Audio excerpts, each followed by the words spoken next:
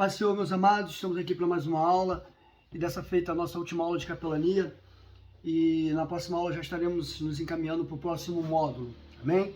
Oremos ao Senhor, te louvamos e adoramos ao teu nome porque tu és santo, queremos bendizer e honrar a tua palavra, glorificar e exaltar o teu nome. Esteja conosco mais uma vez, nos oriente, nos capacite, para que possamos cada dia mais, eterno, estarmos prontos para a tua seara. É o que te peço em nome de Jesus, amém. Bom, antes de começar, eu gostaria de pedir que você curta o nosso vídeo aí no YouTube, que você compartilhe, que você nos siga aí, que você nos siga aí no YouTube, tá? Para que você possa nos ajudar a melhor, para que você possa ajudar melhor nos anunciarmos o Evangelho. Então não esqueça de curtir, por favor, compartilhar e nos seguir aí no YouTube ou no nosso canal, Fatema Missões, perdão, nosso canal é aqui no YouTube, ou no nosso YouTube, Fatema Missões. Precisamos do seu like, precisamos da sua ajuda, para que possamos continuar esse negócio, ok? Muito obrigado, Deus abençoe. Vamos lá. Bom, a partir da página 20, nós vamos falar hoje a responsabilidade de aconselhar. O aconselhar é como guiar um cego, que sabe o que quer, mas não sabe como chegar. Chegar lá. Assim é o papel do capelão. Capelão conselheiro é ajudar alguém a chegar a algum lugar, num porto seguro, sempre à luz da palavra de Deus e do compromisso com as questões eternas. Bom, se aconselhar é como guiar um cego que sabe aonde quer, sabe o que quer, mas não sabe como chegar, então preste atenção. O papel a responsabilidade de aconselhar é como você aconselhar um cego ou ajudar um cego que sabe o que quer, mas não sabe como chegar. Assim são as pessoas. Todas as pessoas querem ser bem-sucedidas, todas as pessoas querem estar diante de Deus, ou a maioria quer estar diante de Deus, querem ser bem-sucedidas, não querem ter problemas familiares, pessoais, sentimentais, profissionais, qualquer tipo de problema. Ninguém quer esse tipo de problema. Porém, às vezes as pessoas sabem o que querem, mas quase sempre ou constantemente sempre não sabem como chegar. Uma coisa é querer, outra coisa é saber como chegar aonde quer chegar. Então o papel do capelão entra aqui. O capelão vai fazer o seguinte: o capelão é o conselheiro que vai ajudar a chegar em algum lugar. Ou seja, o capelão vai ajudar a pessoa a chegar onde ela quer, em algum lugar que não seja onde ela está. A um porto seguro, à luz da palavra. Mais uma vez eu bato aqui. Um capelão precisa conhecer as Sagradas Escrituras. O seu tratamento é psico-bíblico, não é doutrina de denominação, não é achismo, não é o que você pensa, não é o que você acha, não é o que você imagina. O capelão trabalha literalmente à luz da palavra. Então, o seu conselho é à luz da palavra, com compromisso com as coisas eternas. Então, você vai ter um compromisso com aquilo que é eterno, beleza? Procedimento. Por procedimento, entende-se. O que se entende por procedimento nessa questão aí? De capelania. Vamos voltar aqui. Vamos bater muito hoje a capelania hospitalar, tá? É que mais é usada. Como e com que se procede no atendimento capelania hospitalar? Qualificações para um visitador. Vários requisitos são necessários para um visitador. Vamos lá. Ter sabedoria e humildade para saber que você não é melhor do que ninguém. Não é porque você está prestando um auxílio psicobíblico, espiritual, que você é melhor do que aquela pessoa. Você precisa ter sabedoria e humildade para entender que você não é melhor do que ninguém. Nós não somos melhores do que ninguém. Cultivar uma personalidade amigável, amável, agradável e cativante. Ou seja, você precisa ser alguém que cultive, que a sua personalidade cultivar uma personalidade amável. Você precisa ser amável. Você precisa ser agradável. E você precisa ser cativante. Ter a habilidade de comunicar-se. Ter humor estável. Ou seja, você hoje não pode estar bem. Já viu pessoas que hoje estão bem, hoje estão se tratando bem, hoje está tudo bem. Está tudo muito bem com aquela... E de repente, do nada, aquela pessoa muda de humor. Ou no outro dia já não está mais de humor. Ter humor estável. Ter respeito às opiniões religiosas divergentes. Lembre-se que você não vai pregar denominação, você não vai pregar religião, nem muito menos denominação. Você vai pregar Cristo, você vai levar um auxílio espiritual. Então você vai encontrar pessoas de outras religiões, pessoas de outras denominações, e você precisa respeitar essas opiniões. Ter discernimento e sensibilidade na conversão. Você precisa ter discernimento se a pessoa realmente quer se converter. Você precisa ter sensibilidade para perceber se a pessoa quer se converter ou se a pessoa quer a cura ou algo parecido. Saber guardar as confidências do paciente. Aqui vamos parar um pouco. Saber guardar as confidências do paciente. Um capelão, ele é extremamente confiável, ele é extremamente amigável, agradável, cativante e confiável.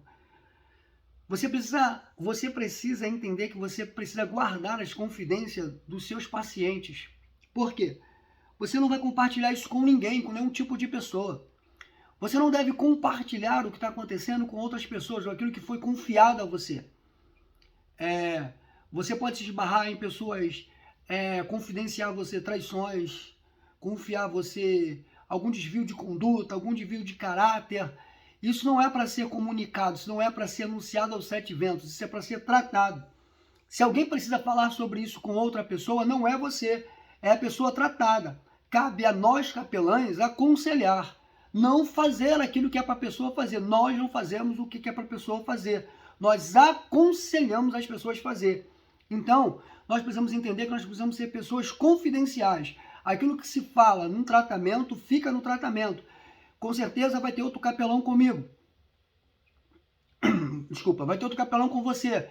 E essa outra pessoa, as pessoas que estiverem conosco, ficou ali. É eu e essa pessoa que está ali. Minha esposa não vai saber, meus filhos não vão saber, meu pastor não vai saber, meus amigos não vão saber, outros capelães não irão saber, porque é confidencial. Desde o momento que eu não sou uma pessoa confidencial, ou aquilo que aconteceu ali entre eu e o paciente não for confidencial, eu perco as principais características, uma das principais características de capelão, confidencial. Ou eu não me torno uma pessoa confiável, ok? Saber usar a linguagem de forma a abordar a cada pessoa. Você saber falar como se fala com o jovem, como se fala com o adulto, como se fala com o adolescente, como se fala com a criança, como se fala com a pessoa culta, como se fala com a pessoa idolta, como se fala com cada pessoa. Você precisa saber a linguagem que você vai abordar. Dá tempo e atenção ao paciente visitado. Não chegue correndo, não saia correndo. Às vezes é mais importante você visitar um paciente do que você visitar 10 e não ter êxito. Às vezes um paciente que você visita, você vai ter êxito, se você der tempo para ele. Ter sensibilidade para com discrição, sentir quando é o momento mais oportuno para visitar. Você precisa saber quando é o momento. Não é porque você quer ir hoje que é o momento oportuno. Qual é o momento? Você precisa ter sensibilidade a isso. Qual é o melhor momento para visitá-lo? Saber evitar intimidade, não invadir privacidade alheia. Saber evitar intimidade. Você está ali para um tratamento, você está exercendo um tratamento psico-bíblico. Ou seja, você não está ali para se tornar íntimo na questão de você deixar de lado o tratamento psico-bíblico e você passar a expor a sua opinião, expor a sua ideia, expor o seu pensamento, você passar a aconselhar com o que você pensa, com o que você acha. Às vezes tem pessoas que se envolvem tanto com o paciente que está sendo visitado, que ele se torna íntimo e não mais um capelão. Você precisa se tornar íntimo no sentido da capelania. Qual é a sua intimidade que você se torna para o paciente? Você se torna alguém confiável, amável. Mas você não pode deixar a capelania de lado e se tornar íntimo. Não tem condições nenhuma de você se tornar íntimo com a pessoa a ponto de esquecer os procedimentos, as regras estabelecidas pela capelania, certo? Você não pode invadir a privacidade alheia. Você não pode invadir a vida da pessoa porque você é um capelão ou está fazendo um tratamento com aquela pessoa, sobre hipótese nenhuma. Você não tem envolvimento emocional com a pessoa que está sendo tratada. Você não tem aquele envolvimento emocional, você não se envolve com aquela pessoa. Exemplo, você entra lá e daqui a pouco vai dizer que está sentindo um sentimento diferente. Não, você não tem esse sentimento de relacionamento conjugal, de relacionamento afetivo. Você pode ter um relacionamento pessoal como capelão e paciente tratado, mas um relacionamento afetivo, um relacionamento uma afetividade, de interesse além de uma amizade, de interesse além de um tratamento psíquico bíblico, você não pode ter. Você não pode ter um relacionamento afetivo ou amoroso, afetivo com essa pessoa. Você não pode se envolver emocionalmente com essa pessoa, beleza? Saber ouvir. Às vezes você vai precisar chegar lá e não vai falar nada, você só vai ouvir o que a pessoa vai falar. Você vai ter ouvidos e boca quieta, boca fechada, simplesmente para ouvir o que aquela pessoa quer dizer, beleza? Como visitar, como se vestir em uma visita em hospital. Primeiro, as mulheres. Isso aqui é de suma importância, é de extrema importância. Uma pessoa que, vamos falar de mulher depois de homem, mas isso engloba os dois agora. Uma pessoa que vai fazer uma visita hospitalar, essa pessoa precisa entender que aquilo que vai atrair os pacientes, aquilo que vai atrair as pessoas, não é o seu físico, não é o seu corpo, não são os seus adornos, não é a sua forma de se apresentar, e sim o seu tratamento. É que às vezes as pessoas se apresentam de uma maneira tão atrativa, de uma maneira tão prazerosa, que o seu tratamento se torna inútil, que ele não consegue prender aquela pessoa ao tratamento, tanto homens como mulheres, que sejam capelãs. Então, quando eu vou fazer uma visita no hospital, aqui se trata de hospital, que de presídio é um pouco mais difícil, um pouco mais fechado, vamos fazer hospital com um pouco melhor. Quando nós vamos visitar ou fazer tratamento em hospitais, homens e mulheres, principalmente mulheres, botem uma coisa na sua cabeça, você necessita, tem que evitar que o seu corpo, que o seu jeito, que a sua forma de se apresentar seja mais atrativa do que aquilo que você vai levar, que é um tratamento espiritual, correto? Vamos lá. Como as mulheres devem se vestir para um acompanhamento, para um tratamento de capelania? Com roupa social ou social esporte? Você nunca vai de roupa esporte. Roupa social esporte. Você nunca vai com roupa calça leg, calças coladas, nunca. Sempre roupa social ou social esporte. Você não pode esporte. O que tem a ver? Tem a ver. E vamos explicar por quê. Nunca com roupas curtas ou com grandes decotes. Por exemplo, você não vai com saia curta. Você não vai com roupa decotadas até aqui. Você não vai estar com tratamento. Você não pode atrair a pessoa para você. Você atrai para o que você leva. Para o seu intelecto, para o seu tratamento, não para você. Evitar roupas sensuais ou chamativas. Roupas sensuais, apertadas, coladas, decotadas, curtas, ou que sejam chamativas para você, para o seu físico, não pode. Uma pessoa que faz isso não é capelã e não pretende exercer capelania. Quando ela vai de uma maneira dessa vestida, ela não vai exercer capelania, porque, mais uma vez, o seu corpo, o seu jeito não pode ser mais atrativo que as suas palavras. Você precisa prender a pessoa às suas palavras, você precisa prender a pessoa ao seu tratamento, não à forma que você se apresenta. Evitar sapatos de salto alto. Você precisa evitar sapatos de salto alto, porque pode ser que você precisa ajudar a transportar, que você precisa ajudar a levantar.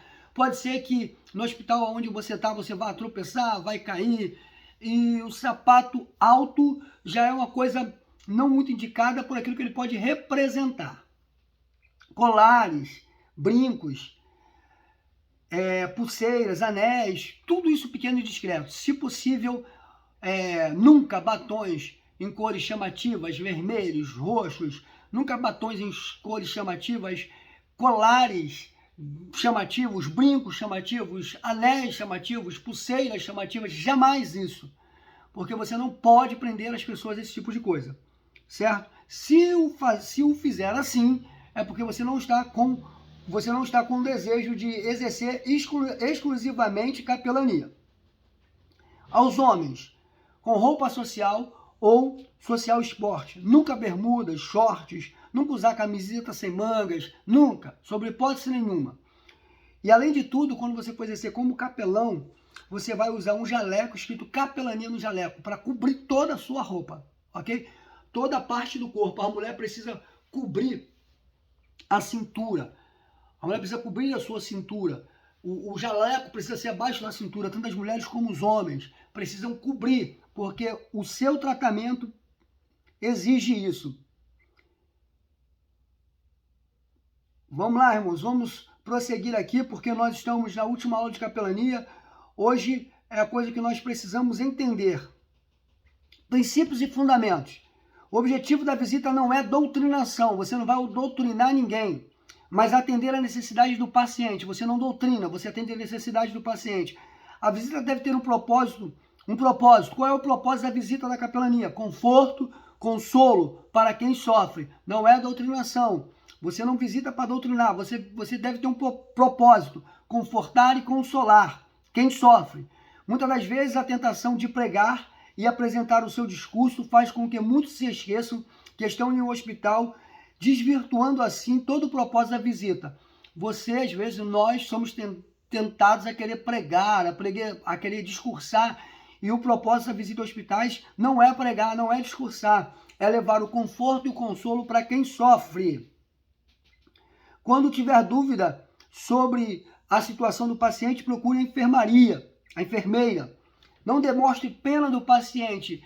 Pena é um dos piores sentimentos que existe na face da Terra. Quando você demonstra pena no paciente, você está transformando ele em uma pessoa pequena demais. É uma pessoa sem condições, sem capacidade de nada. Então não demonstre pena por ele. Isso não é um sentimento na capelania. Mostre o interesse pelo paciente, mas sem exageros. Demonstre o seu interesse pelo paciente sem exageros. Preste atenção naquilo que o paciente está falando, verificando quais são as suas preocupações. Em um contexto da conversa, em um contexto geral daquela conversa com o paciente, você precisa prestar atenção para você identificar quais são as preocupações dele. Porque o camarada às vezes fala 10 minutos e a conversa dele poderia ser resumida num minuto. Os 10 minutos, a sua preocupação é só um minuto ali. O que ele queria dizer com a sua preocupação levaria só um minuto. Mas por ele estar doente, enfermo, acamado, como ele está abalado, como ele está acamado, como ele está ali sensível. Então, preste atenção, verifique na conversa qual realmente é a preocupação dele, porque toda aquela conversa que ele teve, todas aquelas palavras, todo aquele tempo que ele levou, aquilo tudo não é a sua preocupação. Identifique qual é a preocupação dele através da sua conversa. Não conduza a sua conversa de tal maneira que exija do paciente grande concentração, do esforço mental para acompanhar. Ele pode estar sob efeito de medicamento. Observe, você não pode chegar lá e levar a sua conversa a um nível que exija grande esforço de concentração ou esforço mental para acompanhar, porque ele pode estar sob efeito de remédio, ele não vai acompanhar o seu raciocínio, ele não vai acompanhar aquilo que você quer dizer. Você tem que ser o mais simples possível. Ao paciente que acha que não será curado, encoraje.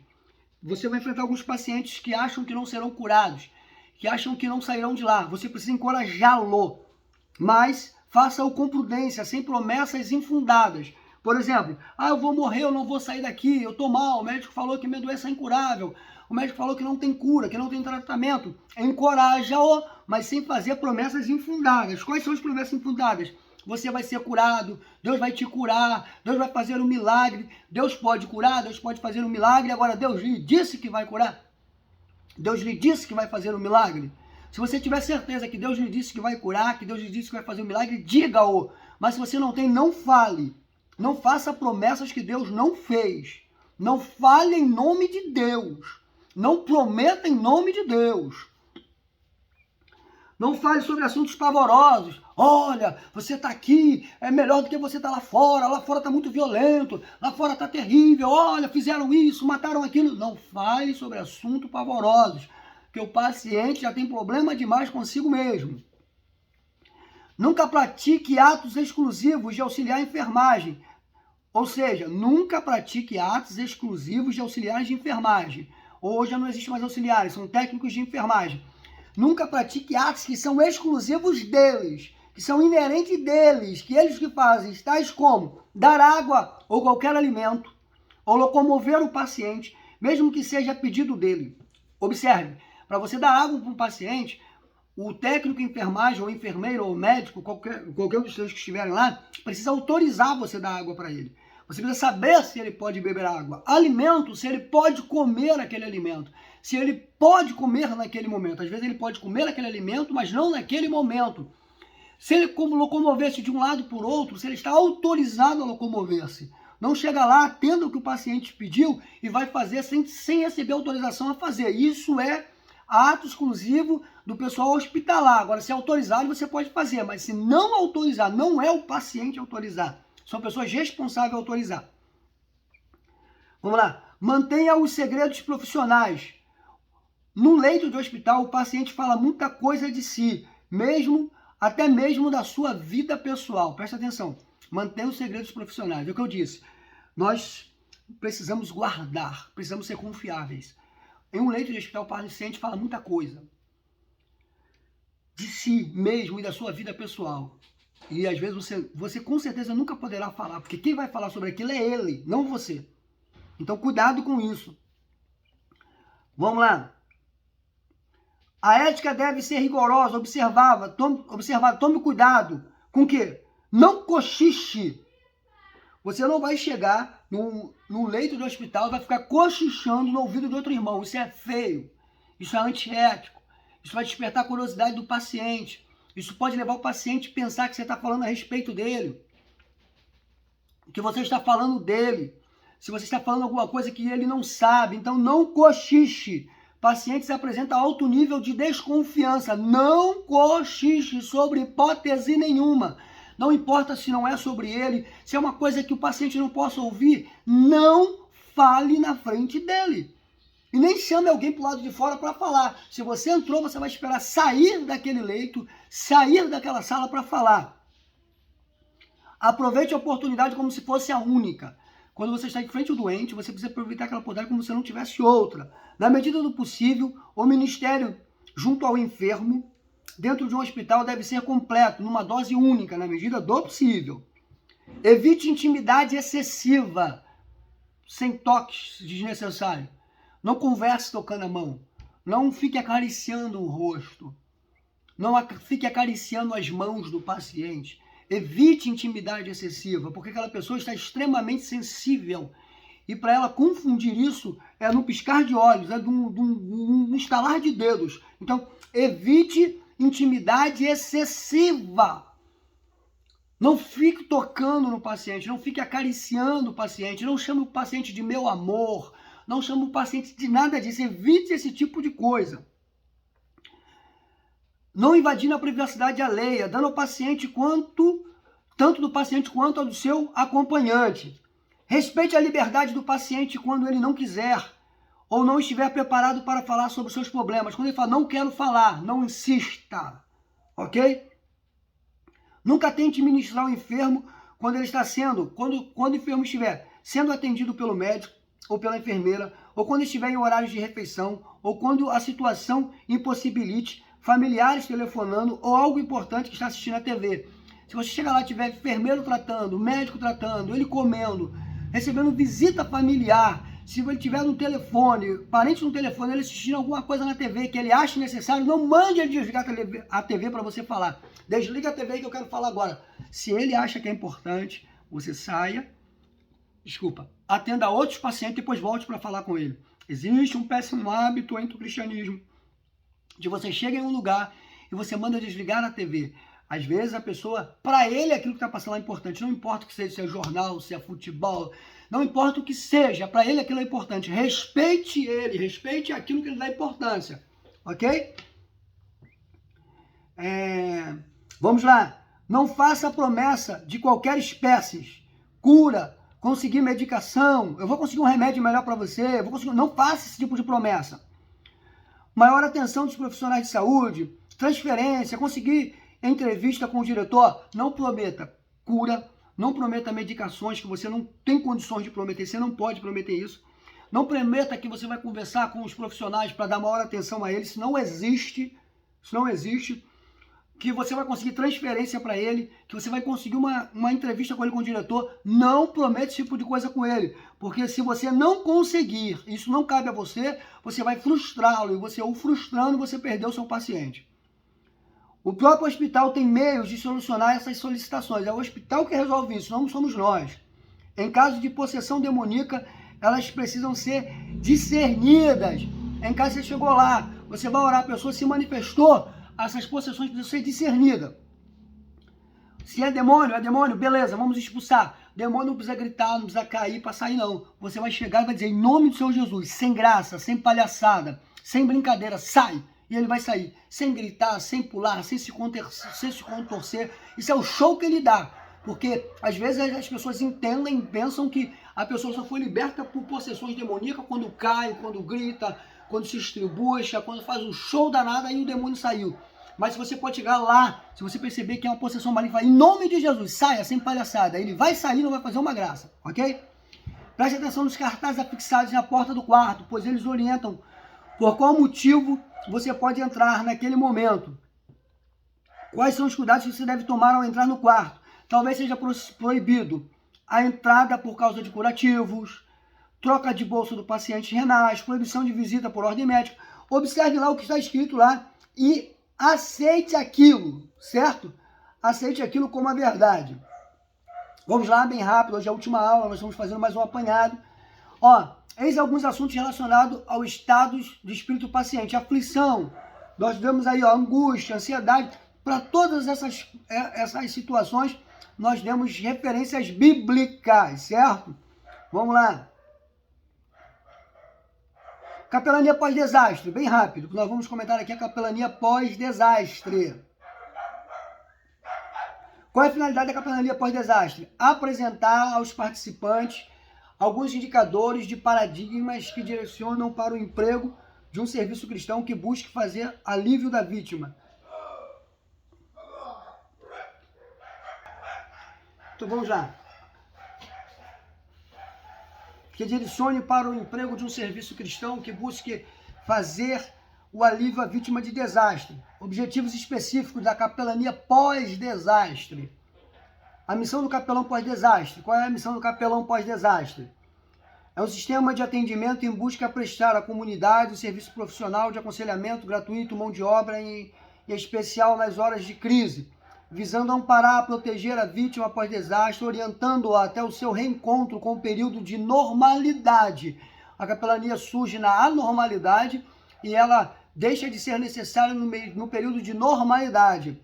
O capelão pós-desastre é um cristão profissional, idôneo, treinado, habilitado, que espontaneamente presta serviços não remunerados, dedicando parte do seu tempo disponível às necessidades de uma causa ou de uma comunidade vitimada por desastre, compreendendo a dispor de seus conhecimentos e talentos e por solidariedade desinteressada e responsável, a fim de exercer ações humanitárias destinadas a evitar desastre ou trazer alívio a vítimas de consequência destes. Por exemplo, vamos aqui, o que é preciso para eu ser um capelão pós-desastre? Como é que eu ajo? Eu posso ser um capelão pós-desastre dentro da minha área específica de trabalho. Se eu sou um administrador no objetivo de trabalhar para a capelania pós-desastre, se eu sou um administrador, eu vou trabalhar na área administrativa. Exemplo, ocorreu um desastre, eu vou auxiliar na área administrativa. Se eu sou um pedreiro, eu vou auxiliar na área de pedreiro. Se eu sou um médico, eu vou auxiliar na área da saúde, do enfermeiro. Então, na área pós-desastre, são necessárias pessoas específicas, profissionais específicos para trabalhar. Por exemplo, eu não tenho nenhuma função específica, então eu vou trabalhar no auxílio geral. Eu vou trabalhar naquilo que eu tenho talento, naquilo que eu tenho aptidão. Por exemplo, eu sou um motorista, tenho carteira D, sou habilitado, e tem lá um caminhão que não tem motorista. Então, eu vou falar com as pessoas responsáveis. Eu não vou chegar lá pegar o caminhão e sair dirigindo. Eu vou falar com as pessoas responsáveis. Elas irão analisar a minha documentação e, sendo analisada e aprovada pelas mesmas, então eu vou exercer capelania dirigindo aquele caminhão. A capelania pós-desastre exige mão de obras específicas, correto? Vamos lá. A capelania pós-desastre constituiu-se bastante num sistema de atendimento em busca de prestar à comunidade serviço profissional, aconselhamento e oferta gratuita de mão de obra, em especial nas horas de crise, visando acompanhar e proteger a vítima após desastre, orientando-as até o seu reencontro com o período de normalidade, ou seja, você vai dar suporte à vítima até o seu período de normalidade. A capelania pós-desastre, ela vai se dividir em duas áreas principais. A primeira área é a prevenção. Como você pode exercer capelania num pós-desastre? Na prevenção, como é a prevenção? A pessoa está lá numa capelania de desastre, a pessoa está lá naquela área lá, a pessoa está envolvida naquela capelania. Então diz a Defesa Civil emite um sinal de fortes chuvas. e naquela localidade geralmente, naquela comunidade, sempre há um alagamento ou coisa parecida, desmoronamento. Então o que você vai fazer? Você vai trabalhar na prevenção. Você vai ter que sair sob orientação de alguém que está responsável ali, geralmente é a Defesa Civil, sob orientação. Você vai levar informações, vai dizer que as pessoas precisam sair, as pessoas precisam tomar cuidado, você vai fazer a prevenção. Ou você pode usar na normalização daquilo que não está normal. Como é que isso vai acontecer? Isso vai acontecer da seguinte maneira: você vai simplesmente cuidar daquilo que já aconteceu. Aquele período de anormalidade que se formou, aquela chuva que caiu, aquele desastre que aconteceu, você vai trabalhar na normalização daquilo. Certo? Vamos seguir. Quais são o objetivo da capelania pós-desastre? Prevenção de desastre. Após desastre, trabalha com a prevenção. Nós iremos trabalhar prevenindo. Mitigação e preparação para emergências de desastre. Ou seja, vai ser levantado um estudo criterioso, como é que vai acontecer nas emergências, como vão ser feitos, simulações, simulados, estudos criteriosos, resposta aos desastres. Como é que nós vamos dar a resposta a esse desastre? Aconteceu? Estamos preparados para isso. Recuperação e reconstrução. Vamos recuperar o lugar e vamos reconstruir o lugar. Como participar nas ações? Como eu participo de uma capelania pós-desastre? Primeiro, voluntariar-se na Defesa Civil. Eu preciso ser cadastrado na Defesa Civil, voluntariado lá. Aprender a doar sem desfazer. Aprender a doar sem desfazer. Eu não tenho pessoas mais chegadas. Eu não vou ter minhas preferências. Doe propriamente dito. Doe-se propriamente dito. Zelo pelo fruto de amor da humanidade. Zelo pelo fruto de amor da humanidade. A capelania pós-desastre é algo que nós precisamos entender, que é algo, às vezes você pode pensar que é melhor do que a capelania hospitalar, outra capelania, mas a capelania de desastre é onde você vai ver coisas que você nunca veria no hospital. Você pode se deparar com situações que você jamais gostaria de se deparar. Vamos lá. Portanto, antes de sair para o campo de ações, o gestor, o capelão, deve realizar as seguintes tarefas. Antes de você sair para a capelania pós-desastre, para o ato que acontecido, para a normalidade. Definir e delinear as áreas para atuação de serviços. Você precisa definir e delinear qual é a área que nós vamos atuar. E tem um capelão sênior que vai estar fazendo tudo isso. Selecionar e capacitar lideranças. Por exemplo, eu tenho um camarada aqui que ele é um exímio administrador. Então, ele vai ficar naquela área administrando. Participar de reuniões de planejamento com órgãos setoriais. Por exemplo, Defesa Civil, está lá junto deles. Treinar os planos simulados e simulacros. O que acontece? Geralmente vai ter aquele simulado de Defesa Civil, você vai ter que estar envolvido. Na normalidade, a capelania pós-desastre pode se organizar para prestar o serviço quando tem um período de normalidade, quando está tudo normal, a capelania pós-desastre vai fazer o quê? Orientar e assistenciar a família em situação de risco social. Por exemplo, existe uma família que está em risco, em situação de risco social. Você vai orientar aquela família, olha, você mora numa encosta, olha, toda vez que todo ano chove em janeiro, todo ano chove no meio do ano, toda vez que chove aqui tem um desastre, tem deslizamento, tem desabamento. Você vai ficar aí, você está sendo um forte candidato a ter sua casa derrubada, você está sendo um forte candidato a perder alguém da família. Você vai orientar. Assistência psicológica, em alguns casos as pessoas são presas ao local, principalmente idosos. Idosos não gostam de sair das suas casas que moram lá há muito tempo. Cadastramento de famílias em área de risco, você vai ter já um cadastramento. Olha, aconteceu uma chuva, um problema muito sério numa encosta, numa barragem, e numa barreira, aquelas pessoas, sei lá, o cadastramento lá tem 10 casas, tem 10 famílias, tem não sei quantas crianças, não sei quantos idosos. Você já sabe quando aconteceu lá. Na hora da contagem, você já tem ali o que está acontecendo ali, você já sabe o parâmetro do que existe ali. Visitações a abrigos e a hospitais, você já sabe onde é o abrigo, quais são os hospitais que podem receber, quais são os lugares que são abrigo para receber as pessoas. Projetos sociais de saúde pública, você já conhece todos os projetos sociais que tem na sua área, capacitação e treinamento de voluntário. O capelão sênior, ele vai montar uma equipe, vai capacitar, vai treinar voluntários. Proteção comunitária e defesa do meio ambiente, você vai estar envolvido na questão ambiental. Campanha de vacinação, aplicação de soro ou de vacina, você vai estar envolvido nesse tipo de coisa. Campanha de combate a vetores biológicos, por exemplo, pestes, vetores biológicos, você vai participar de tudo isso. Assistência espiritual, você vai precisar da assistência espiritual. Oficinas de leituras, creches de escolas públicas, campanha de assistência ao portador de necessidades especiais, postos de hidratação e purificação de água, campanha de assistência ao idoso, campanha contra as drogas, mapeamento de área de risco. Tudo isso aqui é o que um capelão faz, um capelão pós-desastre, ele precisa fazer fora da área de anormalidade. Você quer dentro da normalidade, ele vai ter que fazer tudo isso aqui. Onde podemos ajudar? Vamos lá, onde podemos ajudar? O Serviço de Capelania Pós-Desastre deve buscar oportunidades no período de normalidade para participar de eventos de baixa complexidade, junto à Agência Municipal de Defesa Civil da região, a fim de otimizar as relações institucionais e fortalecer os laços de integração para o momento de emergência. Ou seja, você precisa estar em contato constantemente com a Defesa Civil. O que não posso fazer no desastre, o que um capelão pós-desastre não pode fazer no momento de desastre.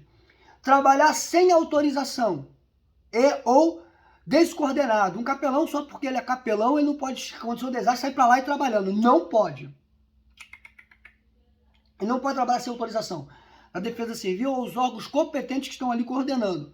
Ou descoordenado, com os órgãos governamentais na resposta ao desastre. Não é só porque eu sou que eu vou chegar lá fazendo. Eu tenho que me apresentar, eu tenho que me voluntariar e tenho que me disponibilizar para a área que eles quiserem me levar.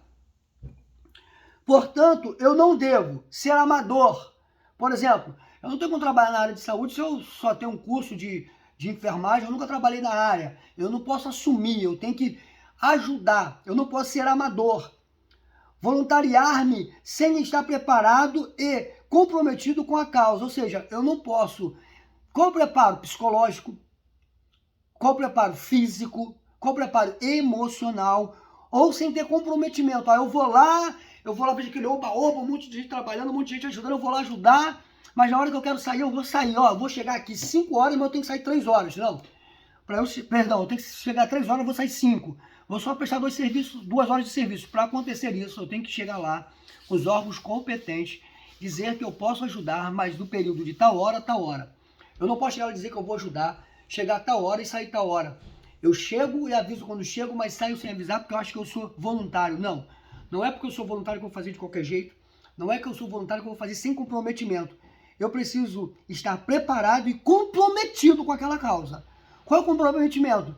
Se lá eles precisam de uma pessoa para trabalhar, cada pessoa que se voluntaria vai trabalhar 8 horas dia, eu preciso ser comprometido com as minhas 8 horas dias. Lá, eu não posso ficar segurando o celular, eu não posso ficar mandando no WhatsApp, ficar tirando foto, eu não posso ficar conversando por mensagem, conversando por telefonema. Lá eu estou para prestar auxílio, eu tenho que estar comprometido com aquilo que eu estou fazendo. Trabalhar sozinho, eu não posso trabalhar sozinho, eu não devo, não existe condições de eu trabalhar sozinho, sempre acompanhado. Trabalhar com fins ou interesses particulares ou político-partidários, ou seja, vai ter eleição aí para prefeito, para governador, seja lá qual for, então eu sou do partido X, eu apoio fulano, eu vou trabalhar lá dizendo que foi fulano que me mandou, que eu estou em nome de fulano, que é um trabalho de fulano. Não existe isso. Capelania não é para esmerar, não é para anunciar, não é para propagar ninguém. Capelania é para um tratamento de auxílio bíblico, é para um tratamento de auxílio da alma, um conforto da alma, é um consolo. Então, eu não posso chegar lá e dizer que eu estou em nome de fulano, eu estou em nome de Bertano, não, eu estou em nome de capelania. Não é para dizer que eu estou em nome da igreja tal, olha, aqui é a igreja tal, olha, aqui é o fulano que vai vir candidato a vereador, aqui é fulano que é candidato a prefeito, aqui é fulano que é governador, aqui é fulano que é prefeito. Não existe isso. Ou outra coisa, eu vou lá, porque as pessoas vão me verem, então eu vou fazer o meu nome. Não existe. Não faça isso. Não tem condições de ser assim. Estabelecer alianças, firmar acordos ou promessas sem ter autoridade ou estar credenciado para isso. Por exemplo, você não pode estabelecer aliança. Estou lá trabalhando, você vai estabelecer alianças lá, firmar acordos ou promessas sem ter autorização, ter autoridade ou estar credenciado para isso. Se a minha função é fazer tal tarefa e eu não faço aliança, eu não firmo acordo nem faço promessas, porque são pessoas autorizadas para isso. Colocar em risco o sucesso da missão. Às vezes você sair antes da hora, às vezes você ficar tirando foto, às vezes você ficar falando, às vezes você ficar de conversa, você vai pôr em risco, porque se botou 2 pessoas lá, as 2 pessoas precisam trabalhar, precisam fazer aquilo que estão lá para fazer. Porque se não fizerem, elas vão pôr em risco o resultado final daquele acompanhamento ou daquela ajuda. O que posso fazer no pós-desastre? O que nós podemos fazer no pós-desastre? No pós-desastre, a capelania pode se organizar para prestar serviço de informações de assistência à família da vítima de desastre. Você vai estar lá, você pode estar oferecendo esse tipo de informação, desde que você seja autorizado para isso e tenha os devidos dados para isso. Na capelania de pós-desastre, você não pode ouvir alguém falar, fulano morreu. Aí você anota, o Whindersson morreu, ou a Roseli morreu, esposa do Whindersson, a família do pastor. Olha, eu queria saber da Roseli. Peraí, olha, ela morreu. Como é que você sabe disso? Você ouviu falar lá no meio do trabalho de rádio peão, você ouviu falar? Não, você tem que ter, isso tem que ser documentado, isso tem que ser de forma oficial, de um órgão oficial, do bombeiro, da defesa civil, que precisa lhe repassar essas informações para que você passe, correto? Assistência funeral, assistência psicológica, achados e perdidos, cadastramento de famílias, avaliar tudo que você pode fazer. Tudo é importante. Vamos lá. Agenda, construção, administração, mais aconselhamento é cura e milagre para as pessoas. Agenda, construção, administração, mais aconselhamento é cura, milagre para as pessoas. Mesmo sabendo que diante de algumas situações teremos que reconhecer a nossa limitação. Nós não somos super-heróis. Nós não usamos máscara, nós não usamos capa e nem voamos. Nós somos seres humanos que podemos levar o nosso corpo à exaustão, sim. Podemos fazer tudo aquilo que está ao nosso alcance. Podemos fazer aquilo que nós podemos fazer como ser humano. A Bíblia diz assim, tudo quanto vier às tuas mãos, faz conforme as tuas forças. Então, não é faz além das tuas forças, faz conforme as tuas forças. Beleza? Então, conforme as nossas forças que nós o faremos.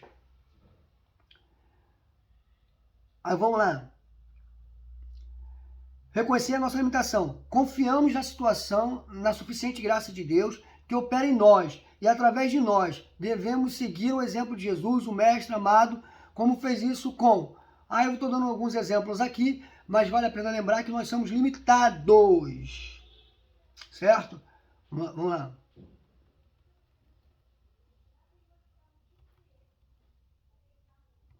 Vamos ver o que eu estou passando, porque hoje é a última aula, estamos dando uma pincelada, certo? A capelania é algo muito profundo. A capelania é algo muito maravilhoso. Recomendações gerais no aconselhamento, tanto de hospitalar como pós-desastre. Antes de aconselhar, o que você precisa fazer? Ouça o suficiente antes de tecer qualquer comentário. Não ouça uma palavra e queira comentar a palavra, porque às vezes a frase vai desdizer a palavra, ou às vezes a frase vai explicar a palavra. Olha, eu estou revoltado com o Whindersson. Aí você diz, eu também tô. Não fica assim não. Porque às vezes eu estou revoltado com o Whindersson, estou revoltado com o Whindersson. Porque ele se esforçou demais, ele não precisava fazer isso. Então aquela pessoa tem uma revolta que é uma revolta que ele quis dizer que ele entende que aquela pessoa foi além das suas forças. Eu estou revoltado com o Whindersson porque o Whindersson não veio. Aí você sabe que o Whindersson não veio porque o Whindersson teve um problema pior. Então antes você está revoltado com isso porque eu não veio. Eu sabia, ele faz, ele não faz. Mas aí você vai ouvir a frase porque ele não veio. Ele não veio, ele prometeu, eu não vi. Você fala, olha, mas aconteceu isso, você sabia? Então, antes de tecer qualquer tipo de comentário, ouça o suficiente. Conselho ou parecer. Cuidado com seus conselhos ou com seus pareceres. Não se precipite em falar, não se precipite em dar o seu parecer, não se precipite em aconselhar. Procure a raiz do problema. Toda vez que você for aconselhar, toda vez que você for emitir um parecer, Toda vez que você for falar, você não pode falar da superficialidade, você não pode falar da necessidade aparente. Você tem que buscar a raiz do problema, porque nem sempre o que está aparente é o que está causando aquilo ali. Aquilo que está aparente pode ser só uma causa, a sua causa pode ser não aparente. Então você procura a raiz do problema. Olha, eu estou aqui, está acontecendo isso, mas o que te gerou? O que aconteceu? Por que você chegou aqui? Como você chegou aqui? O que te trouxe aqui? Por que você trilhou esse caminho? O que aconteceu que você trilhou esse caminho? Por que você não escolheu outro caminho? Você está buscando a raiz do problema. Faça perguntas adequadas. Não faça perguntas inadequadas. Não pergunte aquilo que você já sabe. Porque se você já sabe, para que você vai perguntar? Você só vai causar uma tristeza, você só vai causar algo desnecessário. Então pergunte aquilo que você não sabe. Faça perguntas adequadas. Incentive a pessoa a falar. Deixe-o à vontade, seguro, para colocar para fora aquilo que está sufocando. Incentive a pessoa a falar. Deixe-o à vontade, seguro, para colocar para fora aquilo que está sufocando. Não ponha a palavra na boca das pessoas.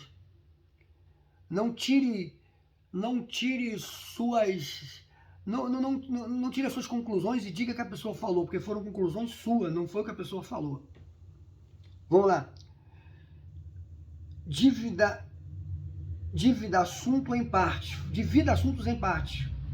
Você vai dividir assuntos em partes. Família é um assunto. Não misture família com trabalho. Trabalho é outro assunto. Coração é outro assunto. Finanças é outro assunto. E relacionamentos é outro assunto. Então divida todas as áreas, todas as partes. Não queira tratar família, trabalho, coração, finanças e relacionamento junto. Porque às vezes o problema não está na família, às vezes o problema não está no trabalho, às vezes o problema é finança, às vezes o problema é relacionamento, às vezes o problema é trabalho, às vezes o problema é a família. Identifique. E se parece ser todos os problemas de uma vez só, trate um de cada vez. Certo? Não deixe a espiritualidade em segundo plano. Ore e use a Bíblia. Ou seja, você não chega lá simplesmente para você querer agir de maneira humana, com o meu conhecimento. Não. A primeira coisa que você vai fazer é orar e ler a Bíblia. Não deixe a espiritualidade para segundo plano. Entenda que você trabalha com tratamento psicobíblico. Cultive a credibilidade moral, espiritual e emocional. Cultive a credibilidade. Ele precisa acreditar na moralidade, que às vezes a pessoa não acredita mais na moralidade. Ele precisa acreditar na espiritualidade. E ele precisa acreditar no emocional. Tem que mudar, precisa mudar. Você está sendo observado. Seja sensível, porém não se entregue. Olha, presta atenção. Seja sensível, porém não se entregue aos sentimentos alheios. Seja sensível aos sentimentos alheios, mas não se entregue a eles. Veja no aconselhamento um ser em potencial para mudar e ser abençoado por Deus. Não o evite.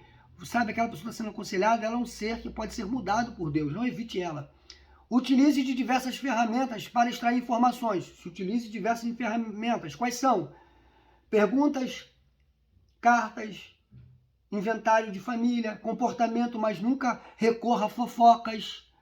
Traz e também leva. Isso pode colocar tudo a perder. Você ouve uma coisa aqui e fala lá o que você ouviu, certo? Planeje melhor a estratégia. Por exemplo, atender um casal em separado, depois juntos, falar com os pais, com os filhos. Seja humilde para reconhecer as suas limitações e tentações. Trabalhe em parceria, aconselhamento pastoral vezes psicoterapia, serviço social, advocacia, medicina. Então, tudo isso você vai exercer. Agora, para nós partimos para o final, vamos falar algumas normas de capelania. Primeiro, tempo de aconselhamento, mais ou menos 50 minutos. Não passe de 50 minutos, você vai enfadar a pessoa. Vocábulo usado, não passe 50 minutos, você vai enfadar. Tempo de aconselhamento de mais ou menos 50 minutos. Vocábulo usado, desabafo é uma coisa, vulgaridade é outra. Vocabulário usado, desabafo é uma coisa, vulgaridade é outra. Ou seja, você vai ter que entender que uma pessoa, ou a pessoa está desabafando ou está sendo vulgar. Postura no aconselhamento. Contato sim, contato não. Contato sim, contato não. Certo? Você vai ter contato de falar, mas palpar, tocar, não. Aconselhamento é uma luta espiritual, clara e constante. Não negligencie, não queira resultados imediatos. Espera o tempo vai responder, o tempo vai trazer a resposta da sua dedicação. Às vezes há muitos fatores envolvidos, e isso exige paciência de aconselhador e do aconselhado. Aconselhar é diferente de ordenar. Nunca decida por ninguém. E quando emitir uma opinião ou parecer, faça com segurança. E não se deve brincar com a vida ou sentimento alheio. Olha, aconselhar é diferente de ordenar. Não pense porque você está aconselhando, a pessoa é obrigada a seguir seus conselhos. Ninguém é obrigado a seguir o conselho de ninguém. Então você está ali para aconselhar, não para tomar decisão pela pessoa. Você não pode querer que a pessoa aceite o que você falou como plena verdade e aceite o seu conselho e tome a decisão. Você está ali para falar biblicamente, teologicamente, o que é melhor. Olha, quem decide é ela. Não confunda o seu aconselhar com uma ordem. Não decida por ninguém. Não acho que você aconselhou, falei com ela, vou tomar decisão. Não decida. Quem decida é a pessoa. E quando emitir sua opinião ou seu parecer, faça com segurança. Cuidado! Não brinque com vida alheia. Não brinque. Cuidado com as pessoas carentes. Seja cuidadoso. Não tente ser você a solução do problema. Cuidado com a pessoa carente. Pessoa carência afetiva. Cuidado com isso. Não seja você a solução desse problema. Você não é a solução de problemas de pessoas carentes. A carência afetiva. Não é você. Você não está ali para suprir carência afetiva. Você está ali para falar, para resolver o problema da alma. Para dar um tratamento espiritual, não para resolver um problema afetivo. Mantenha sigilo nas informações. Isto é, muito antes de ser uma questão espiritual, é uma questão ética. Antes de ser uma questão espiritual, é uma questão ética. Mantenha sigilo. Não busque informação que não seja necessário, que não são pertinentes ao assunto tratado, nem se baseie em fofocas. Ou seja, não busque informações que não tem nada a ver com o que você está tratando. Você foi ali para tratar um casamento. Aí você vai querer saber quem comprou a casa, o que isso tem a ver? Você vai querer saber quem ganha mais, o que isso tem a ver? Ou você quer saber coisas que não são pertinentes ao que você está falando. Não busque esse tipo de informações. Não busque, tá? Nem baseie o seu tratamento em fofocas. Olha, você vai lá, fulano é assim assado, fulano é assim assada. Não baseie o seu tratamento nisso. Busque a sua maturidade. Você tem que ter maturidade para você tratar os outros. Seja verdadeiro. Não diga o que não sabe. Não omita o que tem que ser dito. Cuidado com as motivações inadequadas. Ou seja, seja verdadeiro. Não diga o que você não sabe. Não omita o que precisa ser dito. E cuidado com as motivações inadequadas. Essa questão de fofoca aqui, vou dar um exemplo aqui rápido. Uma irmã foi trazer uma mensagem uma vez, foi pregar, e era um evento. E ela disse que foi falar um evento para casal, para casamento, para senhoras, para mulheres. E todo mundo falava, aconselha lá aquela irmã lá. Ela é muito ciumenta, ela é extremamente ciumenta, ela é muito, muito ciumenta. Olha, um dia, o marido dela saiu para... A gente teve uma festa na casa dela, o marido saiu para comprar qualquer coisa. Alguma coisa que saiu para comprar. Ela esperou 10 minutos, ele não voltou, ela mandou todo mundo embora, foi atrás dele. Ela é extremamente ciumenta. Ela só vive atrás dele, ela não deixa ele sozinho. Aquela irmã é uma peste, aquela irmã está destruindo a vida do marido dela. E aquela preletora disse que foi até aquela irmã e não sabia o que falar. E aquela irmã falou, eu sei o que a senhora veio fazer aqui. Ela falou, tudo bem, tudo bem. Eu sei o que a senhora veio fazer aqui, o que eu vim fazer aqui? A senhora veio aqui porque o pessoal está dizendo que eu sou extremamente ciumenta, isso, aquilo, outro, sim. Estão falando isso, sim. Falaram da festa que eu abri mão, mandei todo mundo embora para trás do meu marido e falaram assim, deixa eu contar o que está acontecendo. Ninguém sabe. O meu marido é viciado em drogas, é usuário de drogas. E eu morava numa cidade, vivia numa cidade que ninguém mais acreditava nele. Ninguém acreditava que ele podia ser cristão, que ele podia mudar. Eu falei para ele, vamos mudar de vida? Vamos mudar de cidade? Onde vamos para uma cidade que ninguém nos conheça? Eu nunca vou falar o seu problema para ninguém. Eu nunca vou falar esse problema para ninguém. Eu nunca vou falar para ninguém. Jamais vou falar para alguém. Eu vou dar minha vida por você. Sabe por que eu mandei todo mundo embora da festa e fui atrás dele? Porque passou 10 minutos, eu sabia que ele iria comprar drogas. Eu fui atrás dele e encontrei na boca de fumo. Todo mundo acha que eu sou o problema, mas eu vivo no pé dele para ele não voltar a se viciar. Então a fofoca, as pessoas costumam dizer aquilo que elas veem, o por fora. E essa irmã não era ciumenta, ela cuidava do seu marido. Então não trate pelo que as pessoas falem. Perceba e entenda o que está acontecendo para você resolver, para você falar. Correto? Hoje nós estamos encerrando o nosso curso de capelania. Hoje, nós estamos encerrando o nosso curso de capelania. E encerrar esse curso de capelania vai nos trazer, nos fez entender que é apenas uma capelania auxiliar. No final de missiologia, você receberá o certificado de missiologia ou de capelania. E aquele que quiser a carteirinha de capelania, é só comunicar que nós vamos ver quanto a gráfica cobra e vamos emitir para você. O que eu gostaria que você aprendesse é que capelania é mais do que uma visitação, é mais do que o evangelismo. Capelania é um tratamento bíblico. Capelania, até onde a capelania vai? Até onde a normalidade chegar. Enquanto existir a normalidade, existe a necessidade da capelania. Até onde você está disposto a praticar capelania, a fazer capelania. Você vai precisar de tempo. Vai precisar ter uma vida espiritual. Vai precisar ter uma vida estruturada. Vai precisar ter maturidade. Vai ser preciso você ter maturidade. Vai ser preciso você ter um conhecimento bíblico exímio. Vai preciso você ter intimidade com Deus. É preciso você ter uma vida de oração. É preciso você ter a vida de comunhão. É preciso você ter uma vida diante de Deus, diante do altar de Deus, para que você consiga exercer a capelania. Não adianta você sair por aí e dizer que fez um curso de capelania e é que é capelão. Se você não tiver vida com Deus, se você não tiver maturidade, se você não tiver conhecimento bíblico, se você não tiver disposto a gastar tempo, a envolver tempo, a dedicar tempo a isso. Se você não tiver disposto a ter uma profunda intimidade com Deus e compaixão por vidas, você não será um capelão. Não queira fazer o que você não tem condições de fazer. Entenda que ao visitar uma pessoa como capelão, você não está fazendo uma visita. Você está dizendo para ele que ele pode contar com você. Que você está à disposição dele. Que você só vai abrir mão dele, caso ele queira, ou quando a normalidade entrar naquele lugar. Se você quer exercer capelania, entenda uma coisa. Entenda que capelania é mais do que palavras. Capelania é um gesto, é um ato de amor.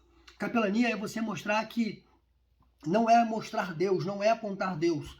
Capelania você é chegar ao lado da pessoa e falar: eu represento Deus e estou aqui para fazer o que Deus pode fazer por você. Ou seja, capelania não é você falar Deus está no céu. Capelania é você falar Deus está aqui comigo e agora contigo. Eu estou ao seu lado representando Deus para te ajudar. E tudo aquilo que você imagina que Deus pode fazer por você, eu estou aqui para estar ao seu lado. Capelania é você entender que é viver uma vida cristã, sem tapa nas costas, sem reconhecimento, sem aplausos, sem holofotes. Capelania é você viver de uma maneira gloriosa e poderosa na presença do Senhor. Que o Espírito de Deus nos oriente, que o Espírito de Deus nos ensine, que o Espírito de Deus nos abalize, que o Espírito de Deus nos oriente a sermos capelães íntegros, sérios, que levemos a capelania a sério, que nos tornemos capelões exímios na palavra. Como eu posso me tornar um capelão exímio? Eu posso me tornar um capelão exímio quando eu entender que eu vou precisar abrir mão da minha vida, vou precisar abrir mão das minhas vontades para trabalhar por outras vidas. Até onde você está disposto a abrir mão da sua vida por outras vidas? Até onde você está disposto a abrir mão da sua história para viver, para ajudar a história de outras pessoas? Tem um hino que diz: deixa eu te curar. Tem um hino que vai dizer que enquanto tu trabalha, enquanto tu faz por outros, eu faço por você.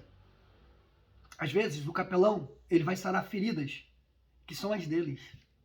Às vezes o capelão vai encontrar situações que ele está vivendo e ele vai precisar ter maturidade para não chegar lá e começar a chorar junto com a pessoa só porque ele vive a mesma coisa. Hoje eu gostaria de lhe dizer que você acabou um curso que você vai precisar exercer 1 ano de capelania para fazer sênior, escolher uma área. Mas hoje você acabou um curso que pode mudar a sua história, pode mudar a sua vida. Você pode ser alguém onde Deus te use de maneira poderosa em vida de outras pessoas. Seja um capelão. Mas para você ser um capelão, o tanto que você vai poder trabalhar em capelania depende do tanto que você conhece de Bíblia. Se você não gosta de orar, se você não gosta de ler Bíblia, se você não tem tempo para orar, se você não tem tempo para ler Bíblia, esquece capelania. Seja só uma grade curricular de missologia que você fez. O quanto que você ame a Bíblia, o quanto que você ame a oração, é o quanto você será um bom capelão. Que Deus lhe oriente, que Deus lhe abençoe. E que Deus desça sobre ti a glória, a unção e a misericórdia dele. Que a chama da oração invada seu coração hoje. Que a chama do desejo de ler as Sagradas Escrituras domine o seu intelecto hoje, a sua vida hoje. E que o desejo, a chama de trabalhar em prol do reino do Senhor através da capelania lhe domine hoje. E que nós falamos, como está na Bíblia, como Davi um dia falou, gastarei e me deixarei gastar pela obra do Mestre. Que o Senhor te abençoe e te guarde. E que o Senhor te acompanhe. E que o Senhor te oriente. E que o Senhor te sustente. E que você vá e dê fruto. E dê muitos frutos. Que o Senhor te abençoe. Feche seus olhos. Senhor, estamos encerrando o curso de capelania neste dia. E queremos te pedir, Senhor, que pessoas venham ser transformadas, pessoas venham ser avivadas e pessoas venham ser cheias do Teu Espírito. Que essas pessoas que fizeram esse curso, Senhor, possam usar esse curso em prol do Teu reino. Senhor, que traz maturidade, acende a chama do Teu Espírito sobre a vida dessas pessoas. Que essas pessoas possam ser representantes da Tua palavra, em o nome de Jesus. Amém. Até a próxima aula. Deus te abençoe. Não esquece de curtir, compartilhar e inscrever-se no nosso canal. Deus te abençoe.